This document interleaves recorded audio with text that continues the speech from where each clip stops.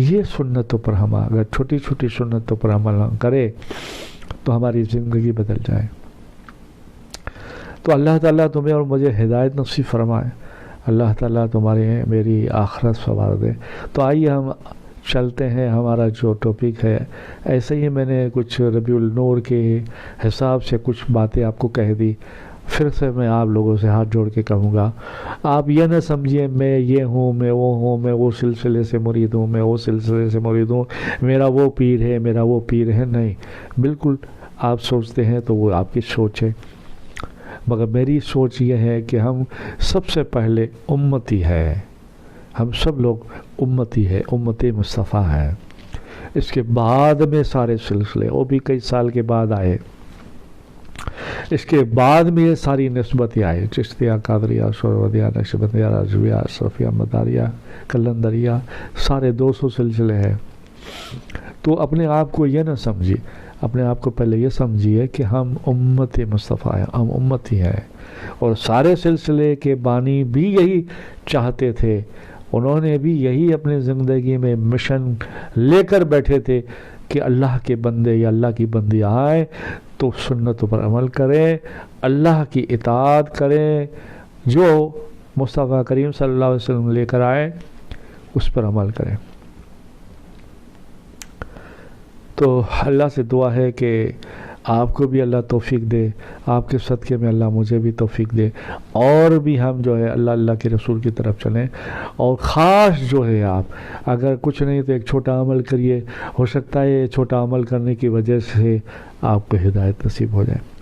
کیونکہ میں نے بہت ساری کتابوں میں پڑھا ہے اللہ اپنے بندوں سے کتنی محبت کرتا ہے. کتاب کا نام سیلاب مغفرت، کتاب کا نام گناہوں کا پہاڑ، رحمت کا سمندر، کتاب کا نام کتاب التوابین، کتاب کا نام غنیت الطالبین، حضور غوث پاک سرکار کی کتاب کا نام گناہوں سے توبہ، کتاب کا نام. ساری سب کتابوں سے میں نے یہ خاص کچھ چند میں نے گنائی، مجھے کچھ اور آپ کو آج کی رات میں بولنا ہے.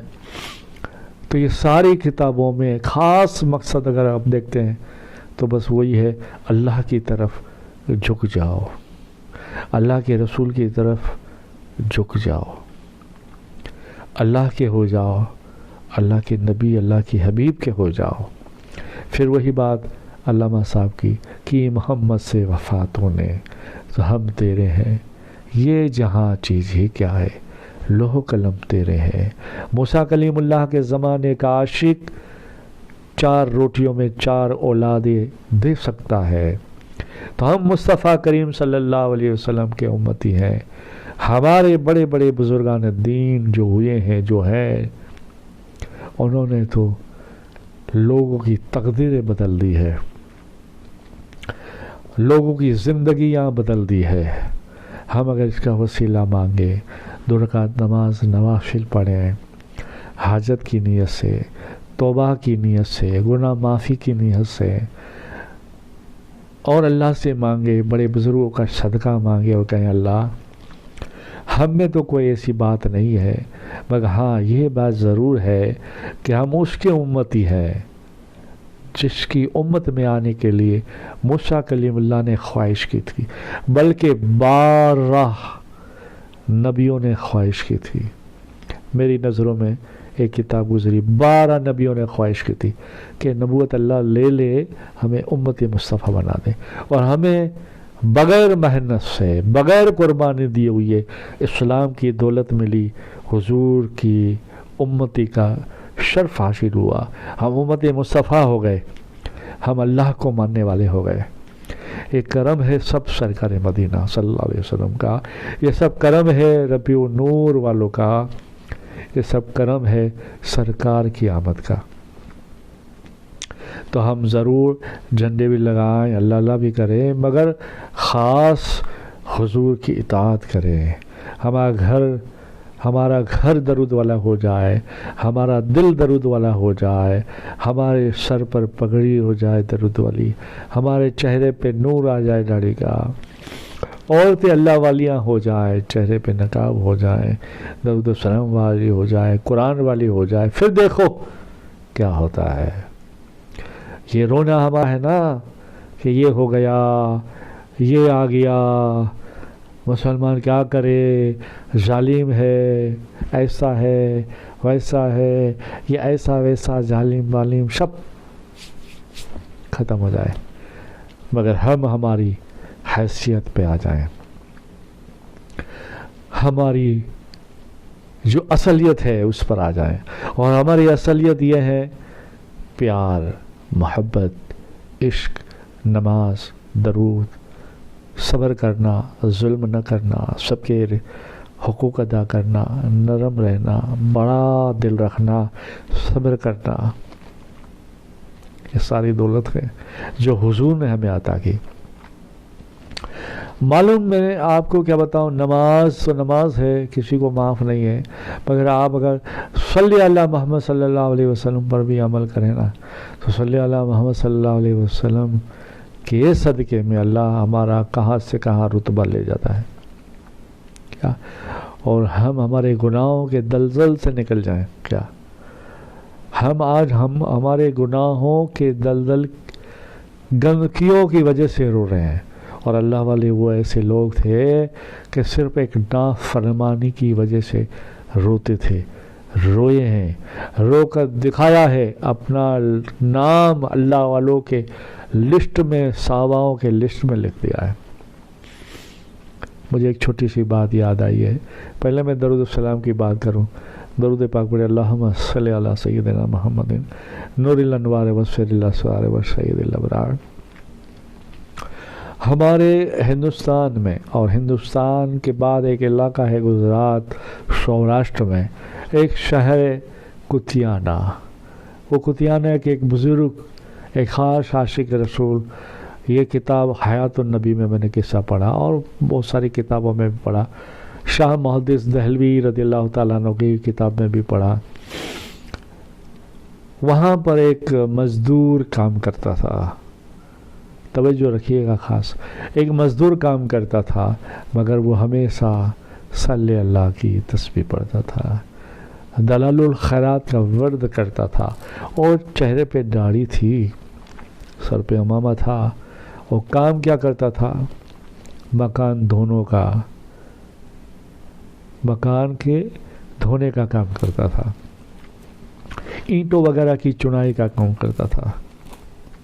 نام تھا عبد الکریم، مگر عاشق رسول۔ گھر سے نکلتا، وضو کر کے نکلتا، جہاں بھی کام ہوتا پگڑی کے ساتھ، چنائی کا کام کرتا، اینٹیں وغیرہ کا، اور منہ زبانی دلال الخیرات تھی، منہ زبانی، 7 منزلیں۔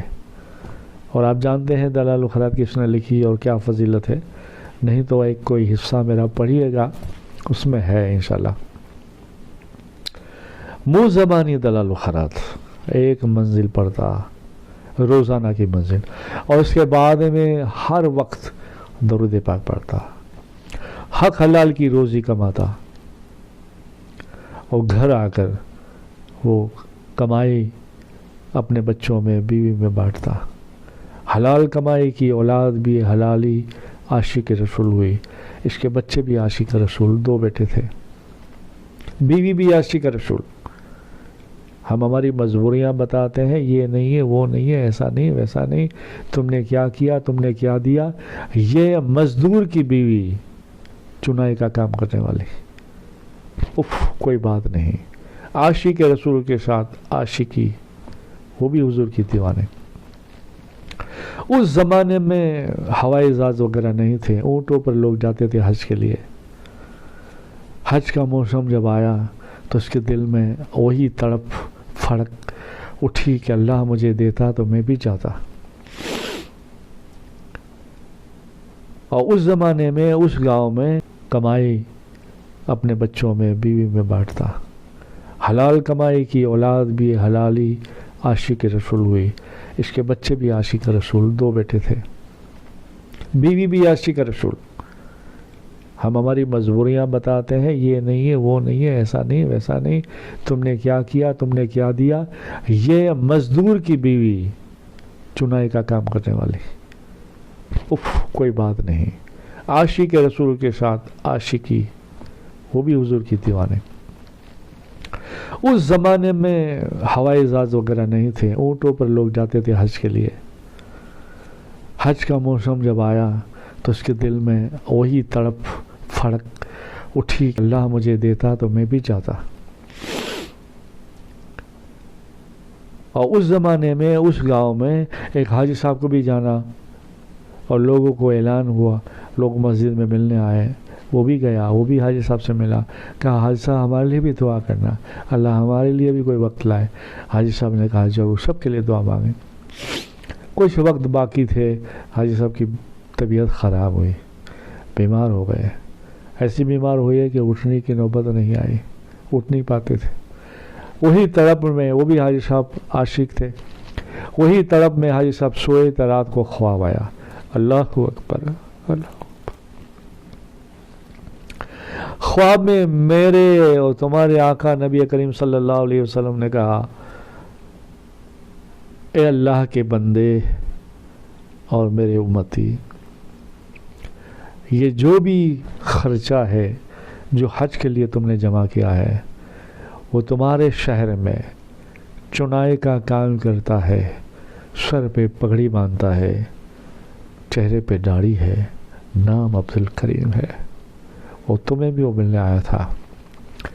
اس سے ملو، اور یہ سارا جو کچھ بھی خرچہ آپ کرنا چاہتے تھے، آپ لا کے لینا چاہتے تھے، وہ سارا تحفہ اسے دے دو.